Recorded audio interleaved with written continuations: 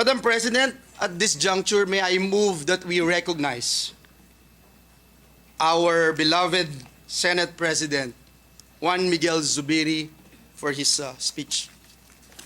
We recognize Senate President Juan Miguel Zubiri. Thank you very much, Madam President. My President, Mr. President, my esteemed colleagues, I rise on a matter of collective and personal privilege. I've always said that I serve at the pleasure of my colleagues, and I thank them for entrusting me with the monumental responsibility of leading the Senate over the past 2 years. It has been my greatest honor of my life as a public servant and the greatest challenge. Never could I have imagined as a neophyte senator learning the ropes from some of the best luminaries of the Senate in Senate history, such as Ed Angara, Joker Arroyo, Miriam Defensor Santiago, Juan Ponce Enrile, Frank Drilon, and many others, that I would one day bear the blessing and burden of the Senate presidency itself. I have given this job my all.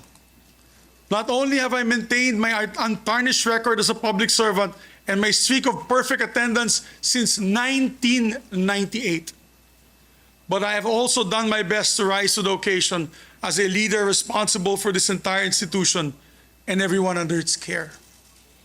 Today, I look back on these 2 years with immense pride on what the Senate has accomplished and stood for under my leadership. In these 2 years, we have legislated with an eye towards progress and a heart for service. We have spearheaded landmark measures as the Public-Private Partnership Code, the Maharlika Investment Fund, the Internet Transactions Act, the Real Property Valuation Assessment Reform Act, the LGU Income Classification Act, and the Anti-Financial Scamming Act, and many, many other measures that bring a more dynamic economic landscape and create more jobs and opportunities for our people. On the table, we have more economic measures that we expect to pass soon. Primarily the Create More and the new Government Procurement Act. Our first year was led by our mission of national reconstruction. We had to look inwards to assess what we lost during the pandemic and build solutions from there. But in our second year, we could afford to stretch our necks out a bit more, and we could look outward and explore opportunities for bilateral and multilateral cooperation. We could afford to reach out to establish stronger presence on the global stage. In a historic move, we've never had this man or that level of leadership from Japan. We called the joint session to hear an address from Japanese Prime Minister Kishida Fumio. It was us, our dear colleagues, who invited him to address the joint session of Congress in our trip to Japan. And we had the honor of listening to a message from the former Senate UN Secretary General Ban Ki-moon in this very hall at the invitation of this Senate. In each of all these exchanges, we were able to advocate for better conditions and opportunities for Filipino workers abroad. And we're able to explore possibilities in defense cooperation, trade agreements, academic and cultural exchanges, agricultural partnerships towards a more globally involved Philippines. Last year, the Senate successfully hosted the 31st annual meeting of the Asia-Pacific Parliamentary Forum, a move that allowed us to strengthen our bilateral and multilateral relationships and tell the world that we are here, ready to partner in progress alongside the rest of the democratic world. We work to secure peace in the region so we can protect our fisher folk and their livelihood here on our waters. We reached out to draw investors in so we can create more jobs for our people. Sa huli, iuuwi natin lahat ng ating ginagawa para sa bayan at para sa taong bayan. While we work on hitting the goal of becoming an upper middle class income economy in the next few years, we also know that ultimately, development is not just about GDP growth. Walang tunay na kaunlaran hanggat may Pilipinong namamatay sa gutom o sa kawalan ng serbisyong medikal. Walang tunay na kaunlaran hanggat may mga kabataan tumitigil sa pag-aaral para magtrabaho para sa kanilang mga pamilya. Walang tunay na kaunlaran hanggat hindi matatanggap o natatanggap ng manggagawang Pilipino ang disenteng sahod. Senate President or not, I will continue to push for the welfare of our laborers until they receive decent wages that they deserve. The Senate has also been a committed partner to the armed forces of the Philippines and Coast Guard in defending the nation. No Senate has been more outspoken in opposing foreign aggression than the one that sits today. And lest we be accused of being all talk, let me assure you that this Senate has been working hand in hand with the armed forces and the Coast Guard in making necessary budget allocations for the procurement of maritime assets, arms, and defense systems. Lagi ko nga pong sinasabi, hindi nagkukulang sa puso at tapang ng ating mga sundalo at miyembro ng Coast Guard. Kailangan lang tapatan natin ang tamang mga kagamitan at mga sasakyan pagpandagat at panghimpapawid para tulungan silang ipaglaban ng ating bansa. Of course, none of these measures and budgetary allocations would have reached the President's table without the vital work of our Senate employees. I want to thank from the bottom of my heart the members of the Office of the Secretary, Secretary Ray Bantug, Legislative, Administrative, and Finance Services, of course, Attorney Mavic,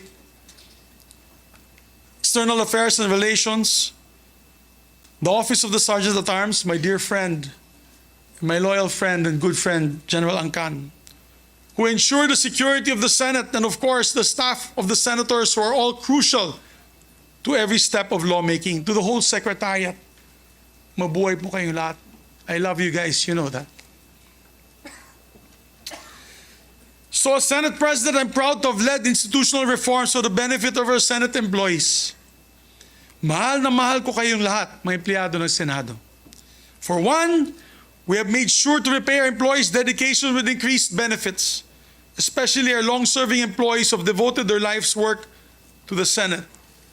Marahil ay alam naman po ninyo kung ano-ano po ang mga monetary at non-monetary benefits na naibahagi sa inyo mula sa aking pamumuno.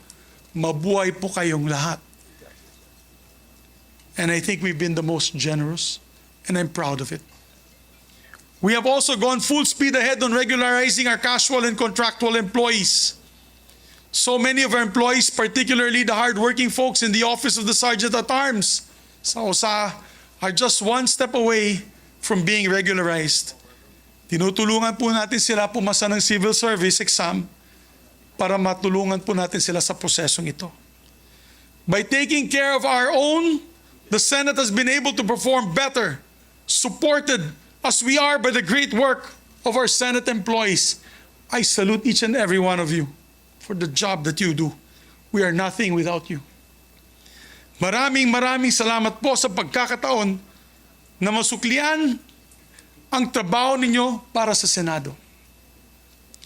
You have helped shape the legacy of the Senate in its first 2 years under the 19th Congress.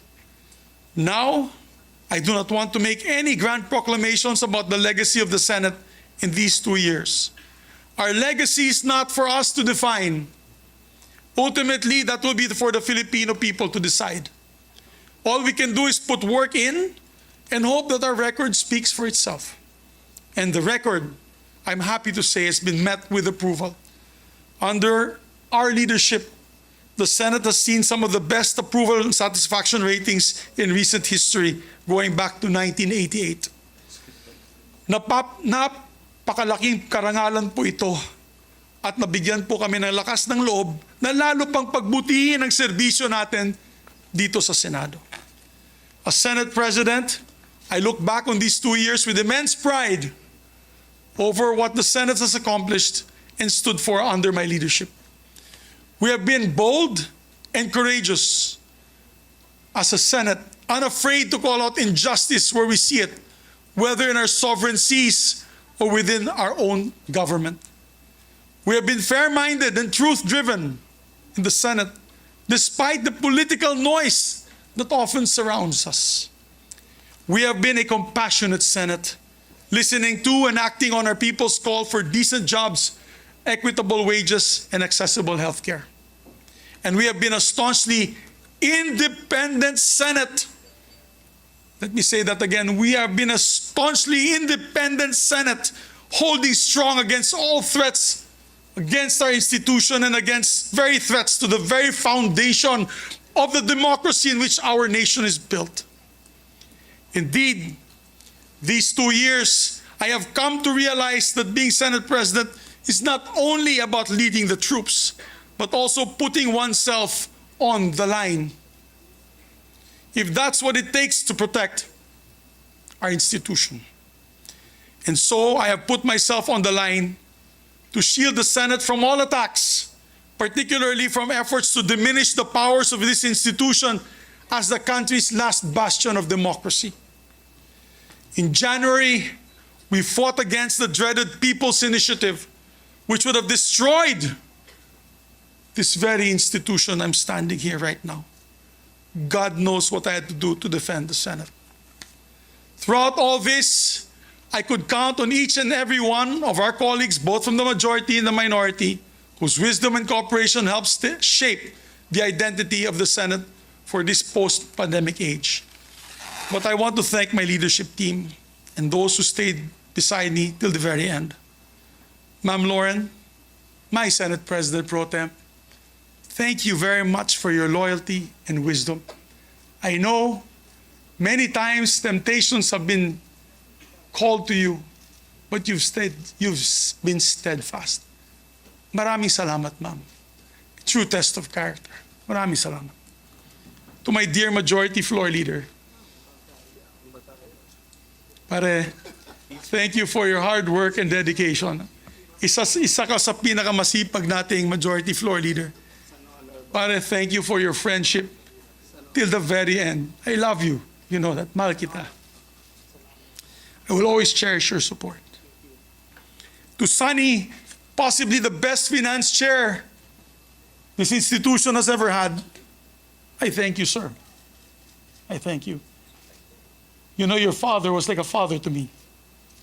And I'm happy to call you my brother, sir. Senator JV, what can I say? Your loyalty, your friendship and hard work, which will help steer many important measures in this institution. Sir, I'm proud to call you my friend. Nancy,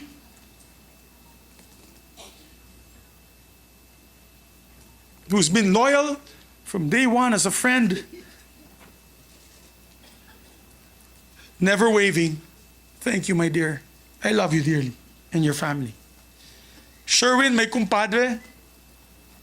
Pare, maraming salamat, pare. You are a good friend and kumpadre. I'm proud that you're the ninong of my son. To Bato de la Rosa, who stuck it out with me till the very end. Sir, I salute you, sir.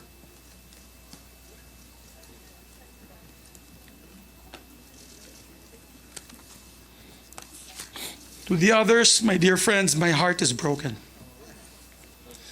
I am proud to have led a Senate that's been resolute in protecting our institution, our democracy, and our people. Being an independent leader, I gave way for each member of the Senate also to be independent and to come to decisions through collaboration rather than direction. I have never dictated my position on any of you. You know that. I've always supported your independence, which is probably why I face my demise today. I failed to follow instructions from the powers that be. Simple as that. I've listened to all my colleagues throughout my Senate presidency, and again, I listened to them today. As we head into a new period for the Senate, I fought the good fight. If I've ruffled some feathers in doing so, then so be it. Hindi ko tinanggap ang pagiging Pangulo ng Senado para lang hayaan na bumagsak ito.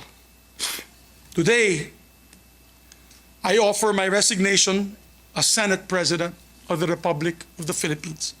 And upon stepping down, I vow to serve as an independent member of the Senate, my allegiance as ever belonging only to the Filipino people.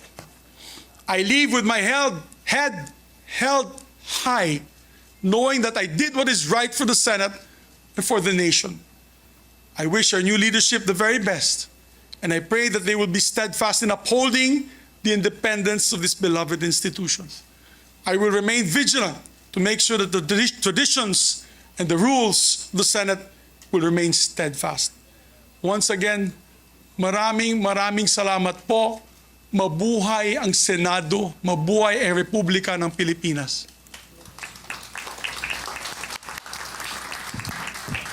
Thank you very much, Senate President Juan Miguel Zubiri, for your heartfelt speech.